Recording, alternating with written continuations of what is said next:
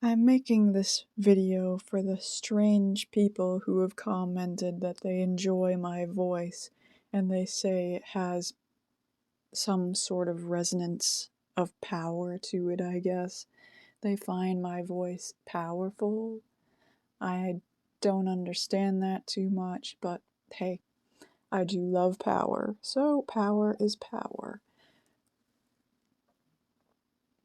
I wanted to talk about my past, how I grew up as a Jehovah Witness, and what inspired me to become a writer exactly. A long time ago, I was born in Newton, Massachusetts, and when I was just 4 years old, I believed in magic and I loved it. I would watch shows from way back, probably before half of you were even alive, I don't know. It was called Eureka's Castle. And then I'd watch things with dragons, fantasy, and, there was just a lot of magical things around me, and for some reason, I picked up on that. And as I got older, my parents became Jehovah Witnesses. And when these two Jehovah Witnesses came over, their names were Linda and Eduardo. And I remember them specifically because the moment they came into my house, they brought probably one of the worst diseases along with them. And do you want to know what that disease is? It's fear. And not the sensible fear. Sensible fear is logical. You would be irrationally foolish if you didn't have a sense of caution for your own safety. But this fear is a nonsensical fear, a fear of invisible entities that really don't give a shit about you, honestly. She began teaching me and my family about Satan and Christianity and the Armageddon and all this stuff, and I could feel that pouring right into my house. And me being so young, it scared me because now my brain and my imagination, developing as it was terrified of this entity named Satan that supposedly lived below my feet and could pop out at any moment to get me. So my family became Jehovah Witnesses, and right from the get-go, I didn't like it because I used to enjoy watching the Beetlejuice cartoon. I used to enjoy all these magical things, fairies and such. And they started throwing my toys away. They said I couldn't watch that anymore. They said I couldn't do this, I couldn't do that. There were all these new confusing rules. And then we started going to the church/kingdom hall, as they call it. In reality, it's a church. We all know it's a church. But they call it a kingdom hall or a congregation. And I think it's really stupid. We all know it's a church. So we went there several times a week, and it felt like we were just constantly obsessing with this religion. And at that young age, I believed my parents. I trusted them to make good decisions. And we had no holidays, no birthdays, no parties, and I could only be friends with people within this church or within the religion itself. And we'd go to big conventions that were full of like hundreds upon hundreds of Jehovah's Witnesses, and we'd have cookouts with them. It wasn't all bad. We had cookouts in our backyard, invited the whole church over, but that stopped. See, the thing about Jehovah's Witnesses is they behave warm and welcoming when you first meet them. They will love bomb you emotionally and religiously with spiritual good feelings when you first enter their church. But after a while, that attention wears down, just like an abusive relationship. The high wears off, and the reality comes into play. It was all good when I was a little kid. It's all cute and nice. But as I got older and we moved to Milford, Massachusetts, and I got older, I guess my behaviors, I was considered a wild child for just acting like a normal child. The games, I started to play games, I wanted to socialize more, I was very energetic, and they wanted the rest of the kids to be Bible humping robots. And from the get go, I was never well with Christianity. I did not like it. And when I went to school, I got bullied. And when I went home, I got bullied. So it didn't help that when I went to church, I also got bullied. And between that mix of going in and out of the church and 9/11 happening, at my school, I got along with the girls there and I was trying to make more friends in order to just have some mentality of stability in my life and sanity. And my parents and the elders of my church would constantly argue about me and my unhinged, irrational, I guess, behaviors. Because when I went door to door and it was 80 degrees out, I decided to run through the sprinklers because it was hot. I decided to talk to people, and I didn't mention the Bible, I guess, enough when we talked and preached door to door. I wasn't comfy with talking at the door to complete strangers who might be predators, kidnappers, or serial killers. You never know. They had young girls going door to door wearing skirts all by themselves in groups of two, and I wasn't comfy with that because I didn't want to end up in some motherfucker's basement. Who would have thought? So when 9/11 happened, after that, I went to school and I was trying to branch out more.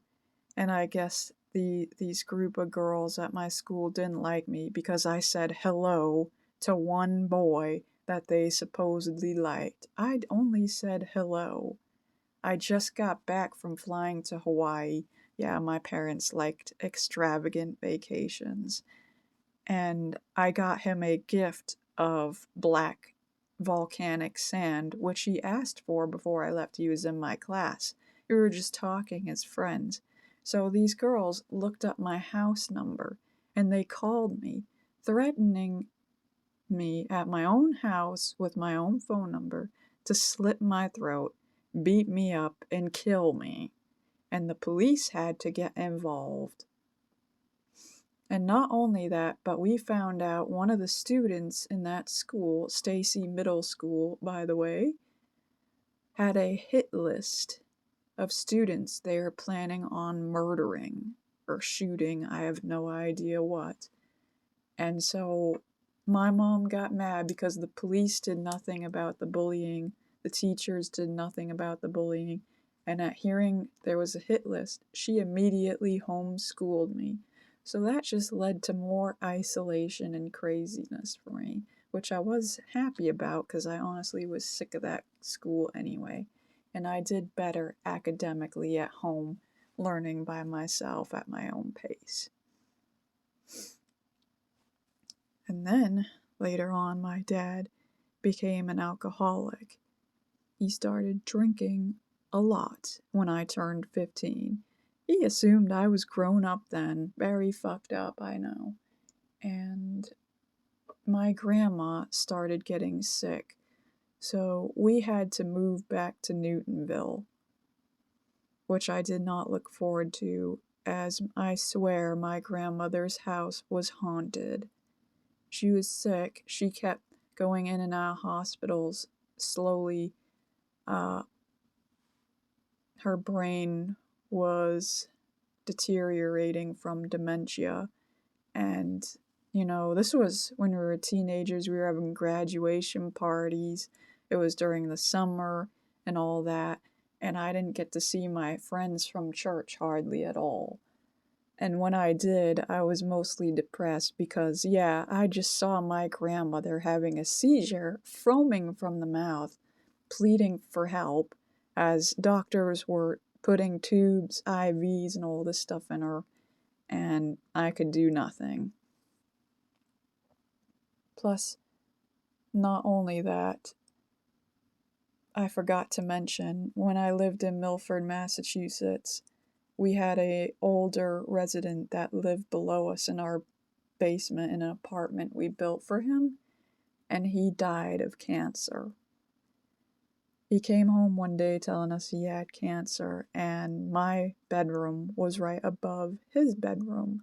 And each and every night, as his disease progressed worse and worse, I could hear him praying to God, asking for God to save him, help him, heal him. We tried giving him smoothies, exercise, chemo treatments, radiation, everything. The disease progressed worse and worse. He had to go into special homes and then eventually hospice.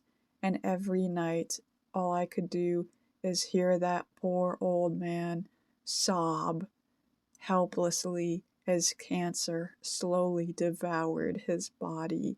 And when we finally went to the hospice, he laid in a bed covered in legions all over his body, barely able to breathe. And all around me was Christmas decorations, Christmas lights, cheerful, hopeful images of lies as far as I'm concerned. I was very depressed and upset. I built up a strong hatred for Christmas in that moment because all the cheer in the world was nauseating as I looked into the eyes of everybody in that hospice. There was a small boy staring at me, pleadingly, dying of a terminal illness. Everybody's eyes in there, you could feel the death energy within this hospice. Everyone was staring at me, and there was nothing I could do to help them. There was no comfort. These people were going to die. So the last night my friend was there, our elderly family friend who used to go get us food together. He was like a grandfather to me. He ended up passing away, and the last thing I said to him was goodbye. And that night we drove home, and there was a full, bright December full moon. It was December, and the moon was so bright and full, and I was crying in the back of the car because I knew he was gone. I just knew it. I sensed it. I felt the life flee from his body. I just felt it, and when we got home, we got a message saying that he had passed away, and my dad turned and looked at me, and he was like, "How did you know he was going to die?" And I just couldn't explain what I felt. I just felt it. I just sensed it. And it's not the first time that's happened to me. That was my first step into becoming a necromancer. My first quake of necromancy manifesting in me. So when we went to the church after he died, they began singing, and I was standing there, and I just hated being there. I hated it so much. None of my friends said anything to me, really, and I was all alone. And when they started playing the music, I began crying, and then my family began crying. They had to take me into the back room in the library section of where the church has all the books they use. and I was just sobbing in the library, trying to understand death, trying to understand why that full moon was so beautiful yet so comforting, and why the hell this music was making me cry. I felt movement in my spirit, but it didn't have to do with Christianity. It didn't have to do with God. It was deeper. It was darker. It was more profound. It was death. And I felt it. It was there in my house. And so after that, my grandma got sick. And we moved to Newton because a builder my dad worked with helped us. His name was Sonny Ferrante, and he helped us build these houses and stuff. I'm not quite sure what happened between my parents and him, but it wasn't good and ended up being a quite ill relationship later on. So we go to my grandma's house, and she's in and out of the hospital with dementia. I had to spend the whole summer schooling and being in and out of the hospital. I didn't get to go to parties. I didn't get to hang with my friends, really.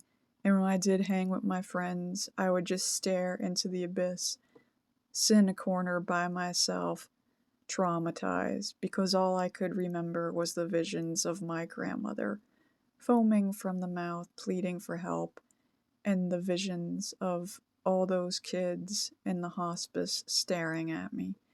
And my friends, they didn't know how to emotionally handle it, and they wouldn't understand. I don't really blame them, but the only comfort I found wasn't in drugs, wasn't in alcohol, wasn't in the Bible, wasn't in church, school, anything, friends, family. It was in my ability to draw and write things. My ability to draw, to write things down, and then read over what I wrote and expressed how I felt creatively and make things like art, jewelry, just express those feelings are what did it for me. It finally got out. The emotions I was feeling, I wrote it down in journals. I filled them to the brim with anger, hatred, darkness, just feelings, lustful things that no Jehovah Witness should ever write. They were so profound, and it was crazy. And eventually my grandma was put in a special nursing home, and we sold her house and everything, which I wasn't crazy about because that was practically cursed Aztec gold.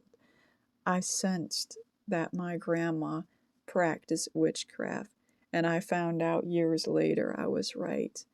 And because my grandma was a very independent woman who worked so hard, and she practiced magic, I believe selling her house and using all her money and what they did, my family and my brother, I believe what they did was morally incorrect. I didn't touch any of that jewelry, any of that money, any of that house. At least not that I was aware. I didn't want any part of looting my grandmother's money. And I think I avoided a major curse because of that, because ever since then, my parents have had the worst luck financially. They ended up getting sued by the builder that worked for them because there was something wrong with my grandma's house. I don't know what happened, but he got greedy, and my parents, we ended up going on these trips to Italy, France, Mexico, and it wasn't all bad. But before I get into that, we were just having problems. So when we moved back to Hopkinton, Massachusetts, which was near Milford, Massachusetts, kinda. We moved next door to my best friend in the church. Her name was Cassie. Cassie was like my sister. She was the only person I could confide in, and she's who had the graduation parties the most and would invite me. But as we got older, you change, you go through the hormonal things. We ended up moving next to each other, which I thought was going to be great, and it was. We built 2 big colonial houses and knocked down the other ones. I spent the year living in a trailer house while in a really crummy apartment that ended up having bed bugs and all sorts of bugs while these houses were being built. And they were beautiful, big colonial houses worth over almost $1 million now. It's like $700,000 in value now. It's 10 West Elm Street, Hoppington, Mass. That's the house I lived in. It's big blue, and next door, the big yellow one, that's where Cassie used to live with me, next door. And my room was the big space above the garage that's arched and has the windows in the front and the back.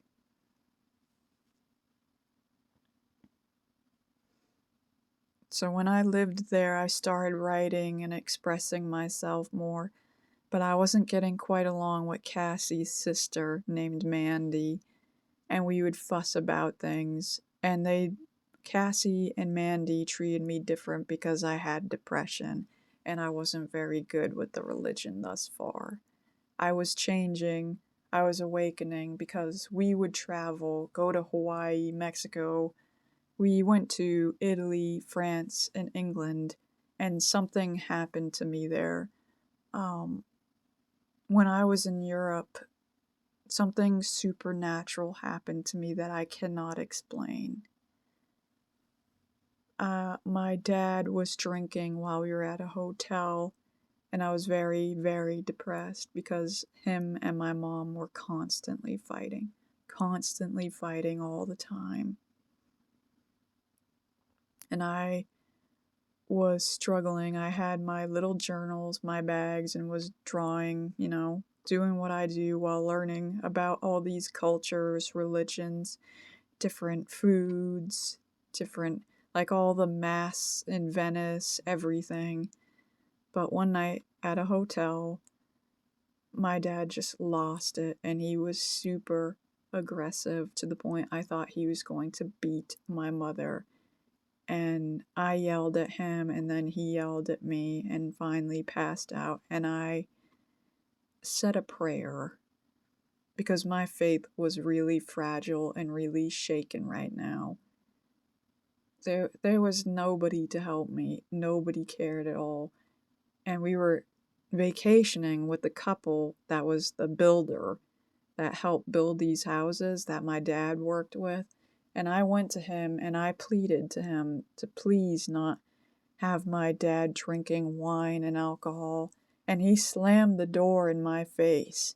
And he said, "It's not my problem. I'm not responsible for that." But he would drink in front of my dad all the time. And in Jehovah Witness belief, you're not supposed to drink at all.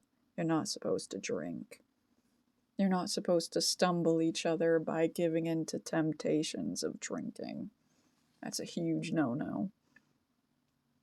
So he did influence my dad to drink, whether he denies it or not. If you know somebody has previously had an alcoholism problem, you shouldn't drink in front of them, regardless, especially if you're a good friend. I never liked Sonny from the beginning. I cringed the moment he entered in his house, flashing all that money. I hated him. So anyway, I said a prayer. I actually took out the Bible and asked God for once to just help me and give me a guardian angel.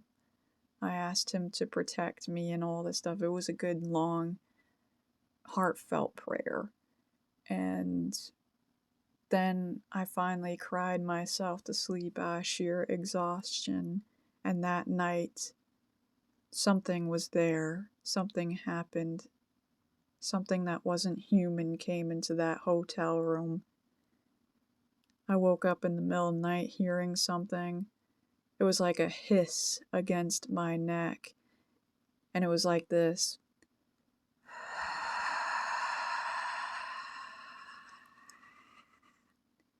It was slow, eerie, and unlike anything I heard before, and the hair on my neck and my back went up. I had goosebumps. It was cold, and I was exhausted from crying, and I don't know what it was. The hotel room was pitch black, too dark to see. We had dark curtains, and all the lights were off.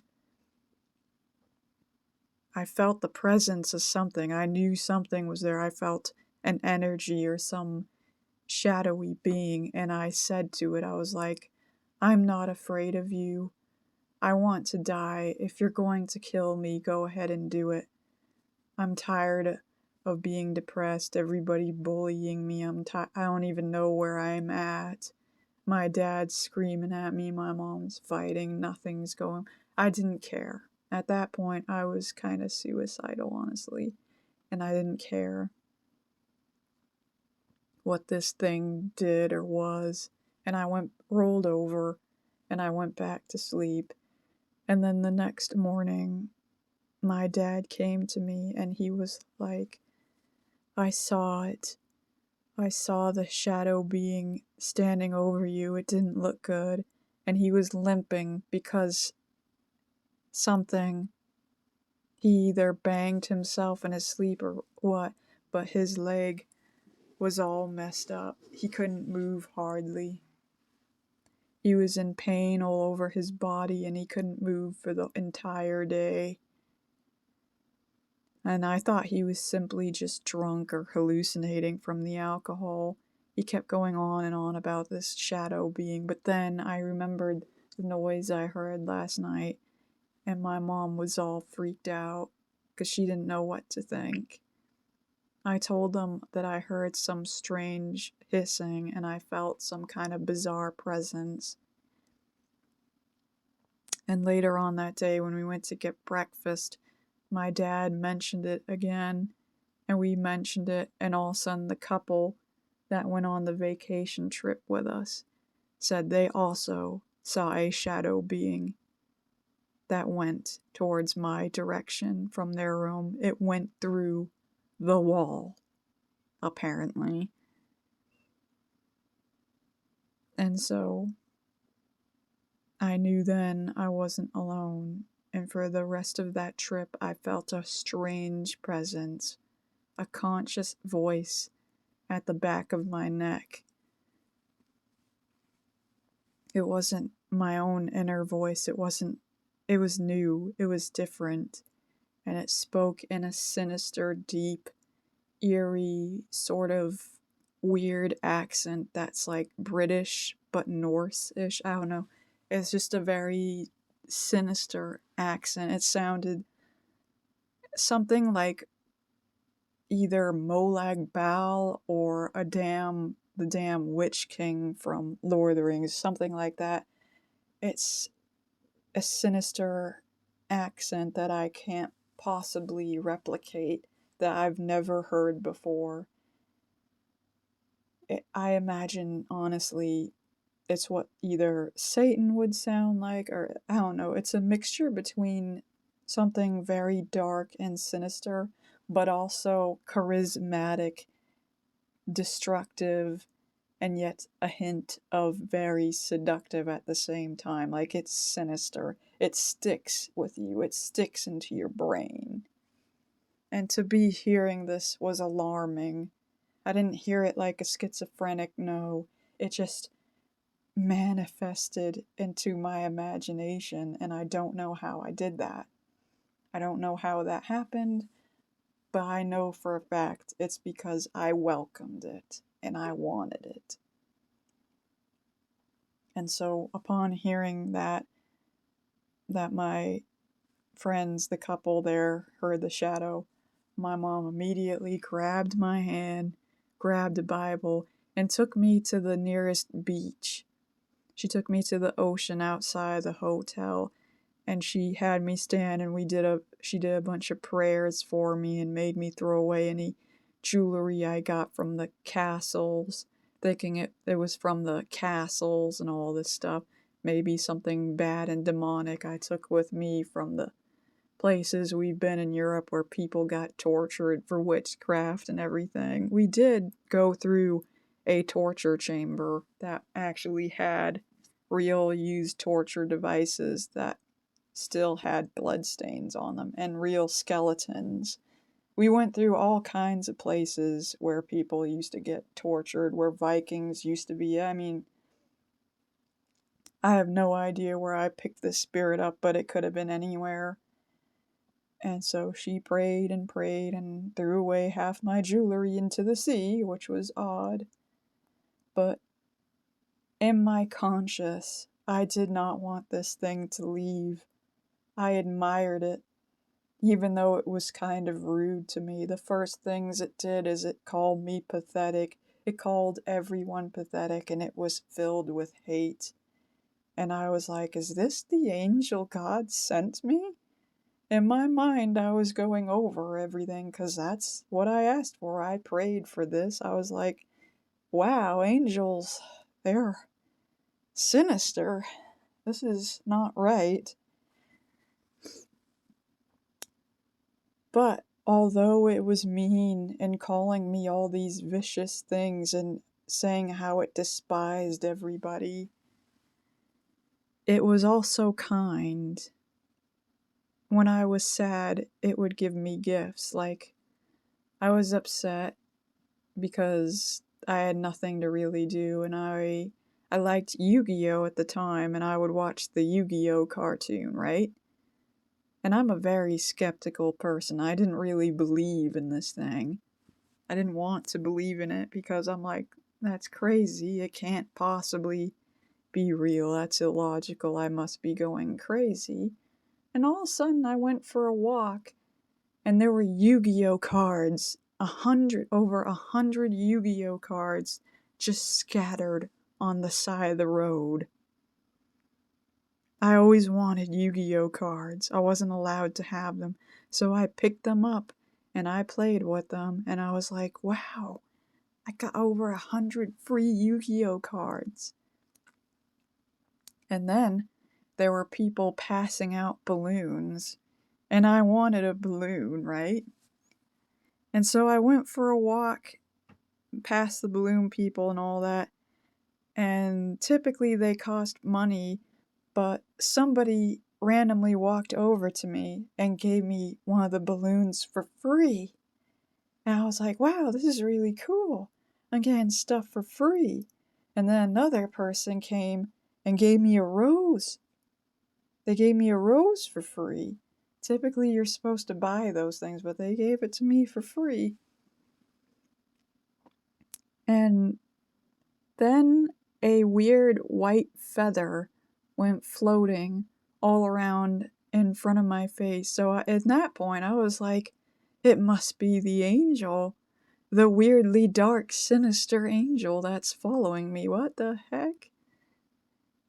And I communicated with this spirit as just any other normal person, and I didn't know if it was good or not, but I decided that night to make a thank you note for all the nice things it did for me that day. I wrote a note and I left it some chocolates. I didn't tell anyone I was doing this. Nobody knew. Nobody knew what was going on. Like my parents, they didn't really pay attention to me. Still don't. They still have no idea about any of this. Not really. So I left it some chocolates and a note saying thank you and all this stuff, and that I appreciate it being my spirit. But if it was bad, please leave. If it was good, stay. And then I went to sleep peacefully. No fighting, no screaming, nothing, finally. And the next morning I woke up and half the chocolates were gone. There was only one left. I guess he didn't like that one, but they were mostly gone. I was amazed. And from that point on, I decided to keep this spirit, and I had to name him, so I decided to name him Avian after birds. That's the first name I gave him, is Avian. And he would talk to me, be kind to me, and although he hated everybody else, like, not very nice spirit, very loathsome, very misanthropic, he would communicate with me and teach me how to write and make better art, and he would direct me and teach me magic, and he told me how to do things, and he had me writing special writing, speaking special languages, all this information, all this knowledge. And when we got back to America, our plane hit some trouble. I was so thankful to be back in my own country, though, even though the plane ride was a little creepy. But we ended up there safe. And when I got back, all my friends at my church saw me for the first time, and their first comments were about how pale I was. Oh wait, I forgot to mention the part where I got lost in a castle, and I think that is where the spirit came from. Because before... Oh wait, was it before or after? I think it was after. I'm not sure, but I got lost in a castle in Europe. It was the St. Michael's Castle? Yeah, St. Michael's Castle. I'm thinking that's where this thing might have come from. If not, it was after. I'm not sure when or what. The timeline exactly. But I went in there, and then I went into this weird open church that I guess was St. Michael's Church. And there were all these candles lit, and there were people in there that stared at me funny. I got completely lost. I didn't know where my family was or anything. They just let me wander off on my own. Like, I love my parents, but they're a bit kind of negligent when it comes to taking care of their only single daughter. So I got lost in the castle for about half an hour, and then found my way out, came to my parents, and to remember that place, I bought a coin, which I still have today, and I kept it. That one didn't get thrown away. But yeah, it was interesting getting lost in the castle, because I passed a giant compass, a tiled compass, and that's why I used to find my way back out. I had to use the compass, because all the corridors were so confusing, and there was alleyways, tight, claustrophobic alleyways made out of stone. Everywhere was the same stone as well, so I had to use the compass in the middle of the tile work to find my way out. But when I got back to America and went to my church, they commented on how pale I was. They said I looked like a ghost and noticed some changes in my demeanor. But I guess I apparently look like some kind of vampire, according to them. And, that's when things really started getting weird.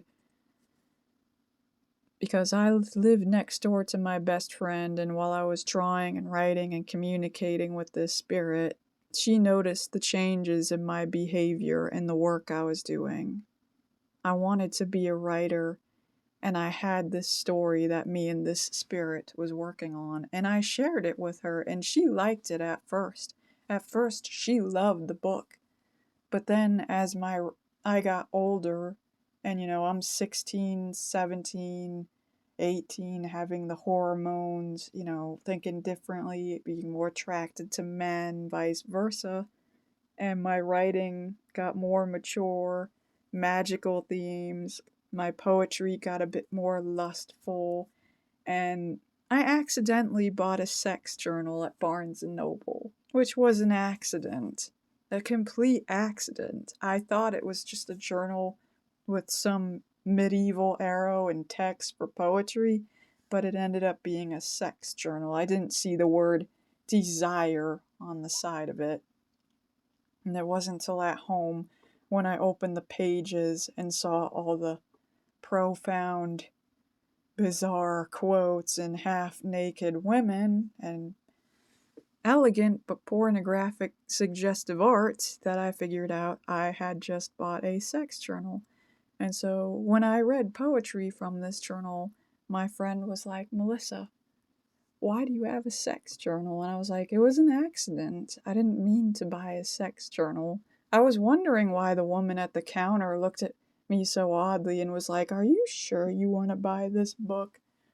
You seem a bit young. I was like, yeah, I paid for it.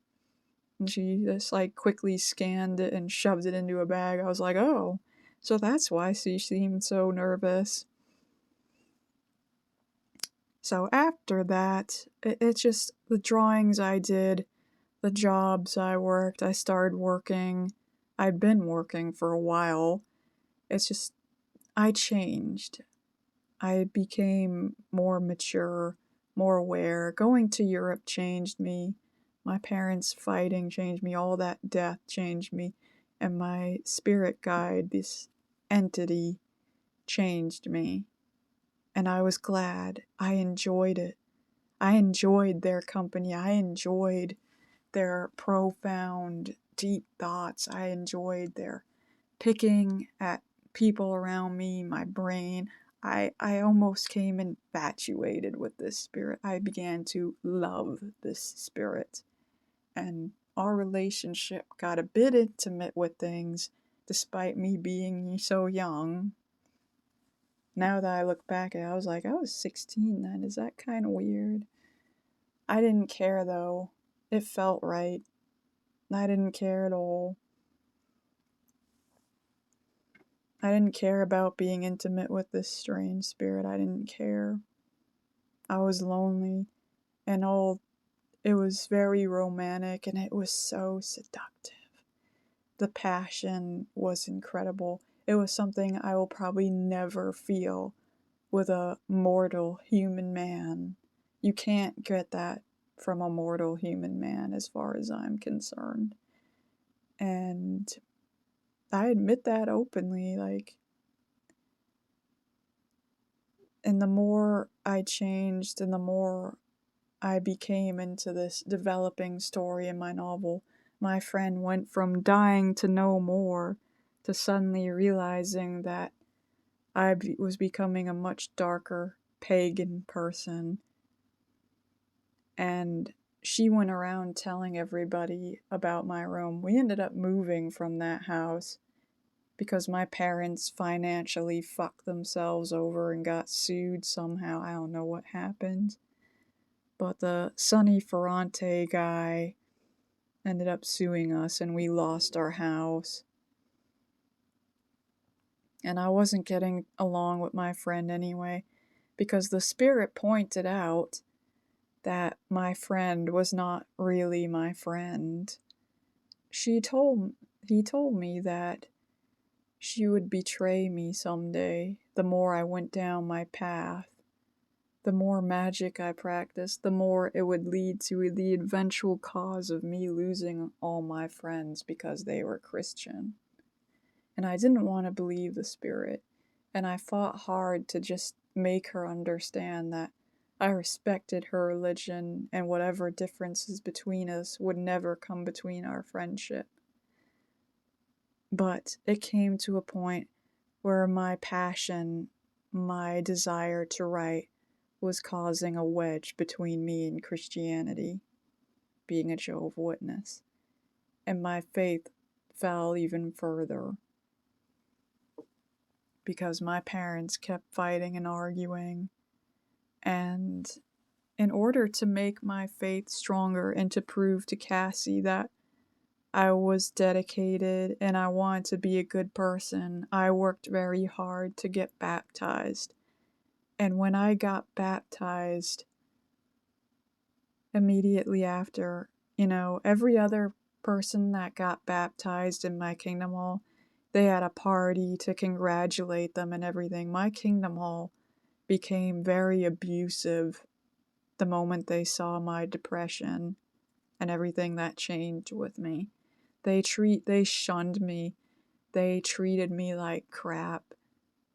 And in the kingdom hall, they had friendship bracelets where they'd have snap-on charms that you buy for your friends. And everybody else's bracelet was full.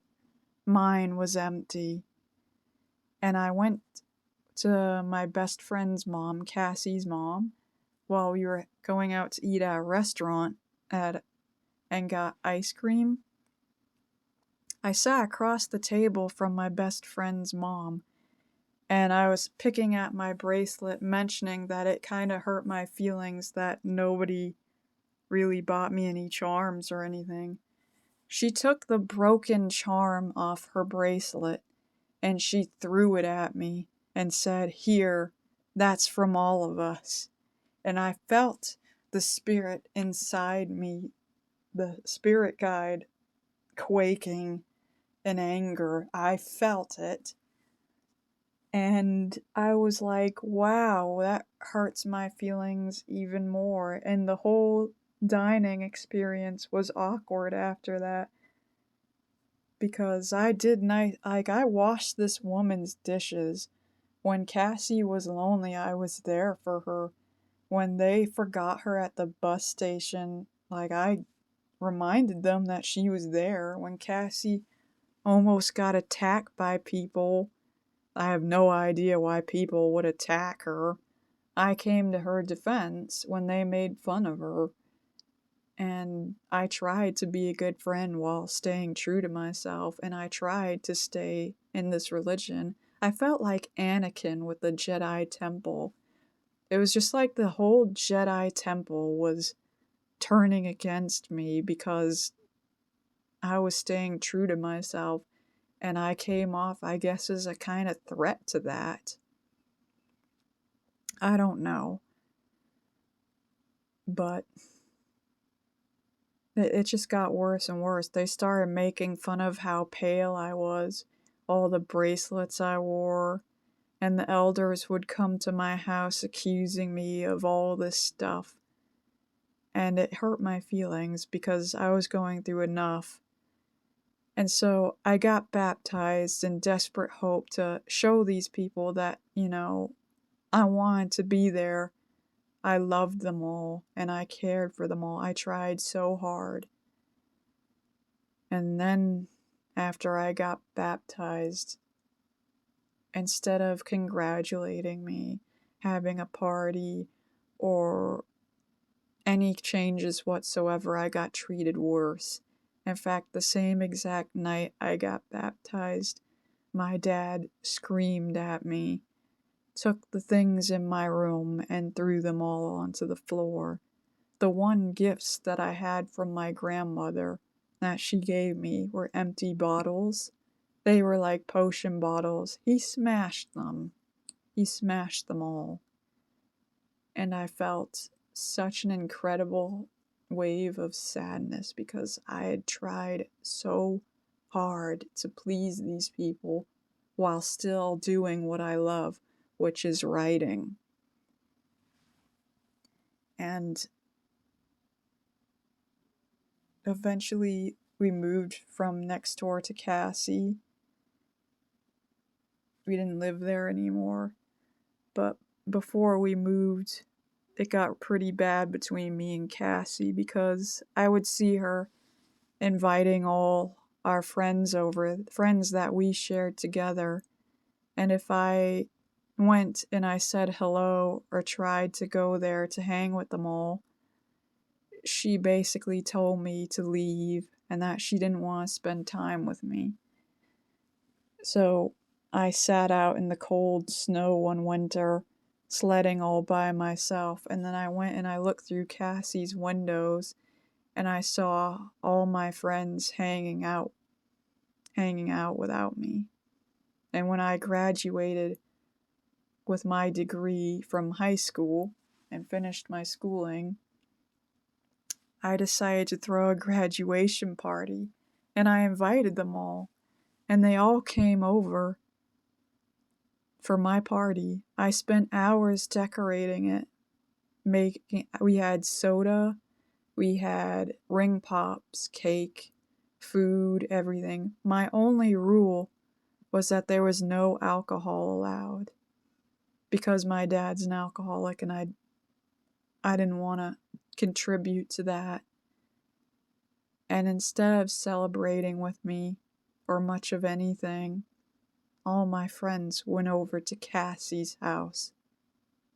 Everybody left and went over to her house instead, and were playing pool and doing everything. They didn't want to hang out with me. And it broke my heart. There would be days I watched through the window as they had parties, and I would never for a split second dream of treating Cassie that way. Never in a thought. I would be sledding in the winter, and I saw her having parties, and I get it, you can't always hang with me, but even so, I would have at least gone over and explained that to her politely instead of, it just really hurt. And I felt this spirit just telling me more and more, the more you follow this path to be a writer, to follow your dreams, the more you would lose. You couldn't possibly do both. I didn't want to believe it. So after I got baptized thinking it would be better, we ended up moving to a shitty apartment, leaving our nice beautiful house because of Sonny Ferrante suing us and all that. I started throwing up. I couldn't stop vomiting, and I was having panic attacks, and I don't know why. I have no idea why I kept throwing up. I was willing to bet it was probably because my parents fighting all night. They would fight constantly, and my dad would get drunk excessively all the time, and he got drunk in a DUI accident, and then he threw up all throughout his car from alcohol poisoning, and I had to clean up the vomit. And then we found him passed out somewhere on the side of the road. And it was just so embarrassing and nightmarish for me to have my dad in the hospital and cleaning up all that vomit. I was angry at my mom for making me clean up all that vomit throughout the entire truck. I was like, he did it. He should be cleaning up his own vomit. He should know better, and I was really getting fed up with her excuses. My mom is a very submissive, overly, she was very overly Christian at the time, and it bothered me because she always enabled his behaviors. She enabled everybody around her to just be an idiot. And I didn't. I held people accountable and I called them out. And for the most part, I think that's why the congregation didn't like me. I started noticing the behaviors in the Kingdom Hall more. I went over another friend's house, and her mother and father were arguing, and the father grabbed her mother by the head and slammed it onto the table and yelled at her to the point she was crying. And I just stared at the dad like he was the worst man on earth, and they both looked at me and never invited me over that house again. Then I went to another friend's house, and her dad was drinking a bunch of wine. He yelled at his daughter, and I requested to go home because I didn't feel comfortable dealing with that, and he drove us while he was wasted on wine drunk, and he was swerving throughout the road.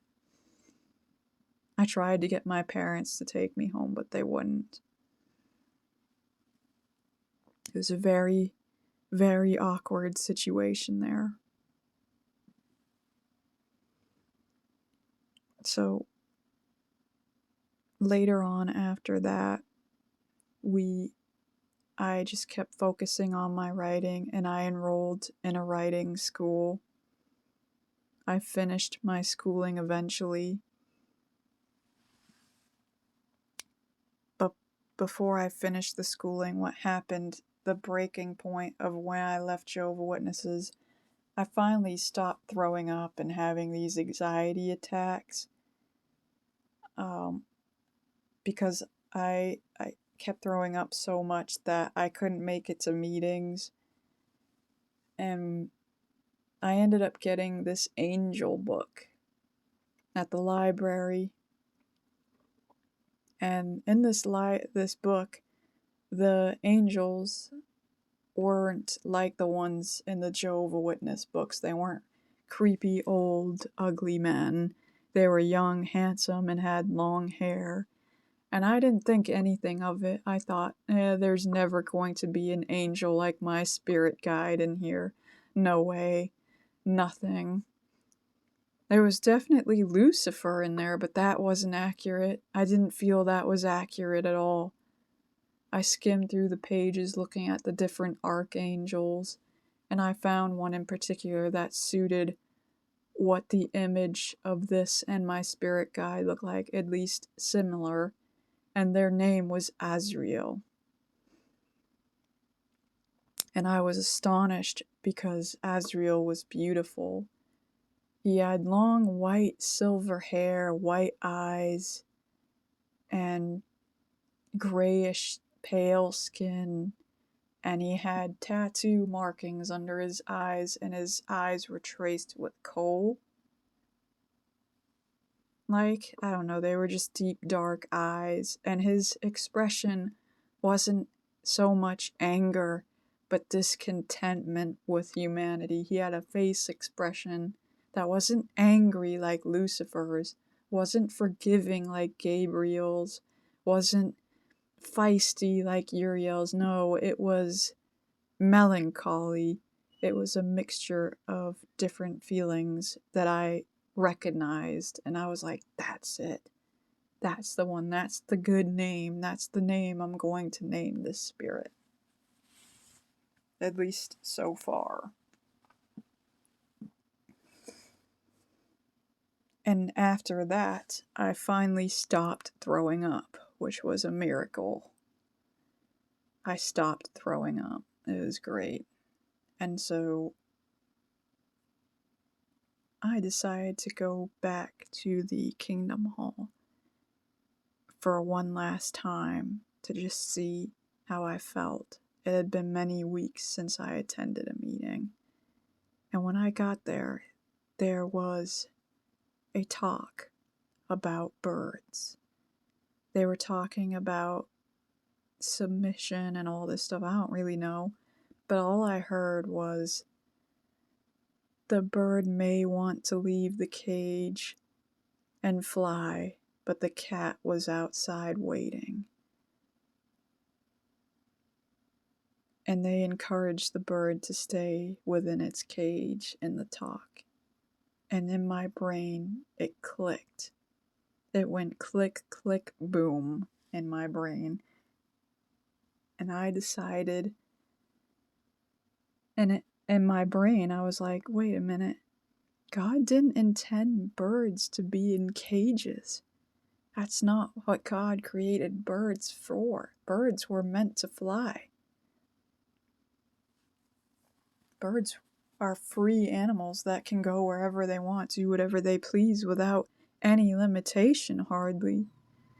To cage a bird is the ultimate cruelty. And that's when I decided I no longer wanted to be a Jehovah Witness.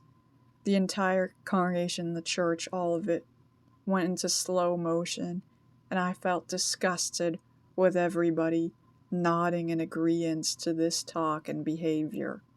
I couldn't believe that anyone would want to just be a bird kept in a cage forever. And I felt my spirit moving to just outrage at this talk. I wanted to stand up and outrage, but I couldn't. So I waited till the end, and just as I was about to leave the Kingdom Hall, my best friend Cassie stopped me, and she was like, "Melissa, I need to talk to you outside in the car." And I knew it was coming.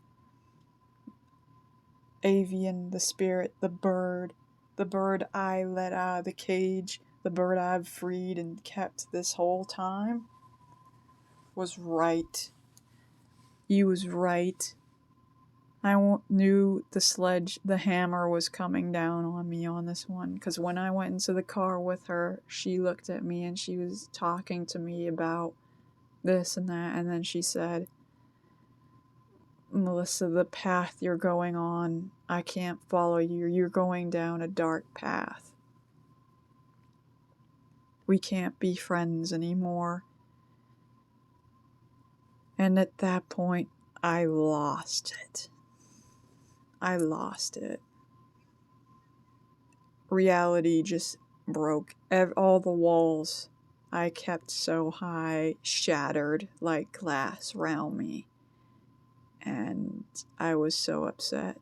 I just went home and I cried for hours and hours and I told her, I was like, "I've been sick the whole time. I've gone through all this stuff. You have no idea what I've been going through. And when I try to tell you about it, you judge me and you don't care." And I went off on her. I was like, I literally finally stopped throwing up to feel good to come to this dumb Kingdom Hall. And I lost it, and I went home and I decided I am no longer a Jehovah Witness, and I am instead 199% pursuing my writing. And I finished my writing degree, and I got a poetry award. And then, after a while of deciding to be pagan, I met someone and we started briefly dating. And I married them. We stayed married for a few years, and their family and me and religious overtones, bad stuff that happened. I ended up getting divorced. It didn't work out. To put that part blankly, that just didn't work out. And I ended up being injured. I had a tear in my vagina that had a sexual injury that left me in agony for months. It was like a miscarriage. I still occasionally suffer from the traumatization of that. I was peeing out blood. And I saw like a bunch of doctors. And then I got sick with influenza A and had, I guess, a seizure. I blacked out and had to go to the ER and about almost died. I got really sick. And then I mysteriously had, I guess, some other kind of seizure. I'm not sure what happened. Either a panic attack, a really bad panic attack, ended up in the hospital again, and then we got a global pandemic. After the divorce, I moved here to my parents' house. My dad and my mom are great now.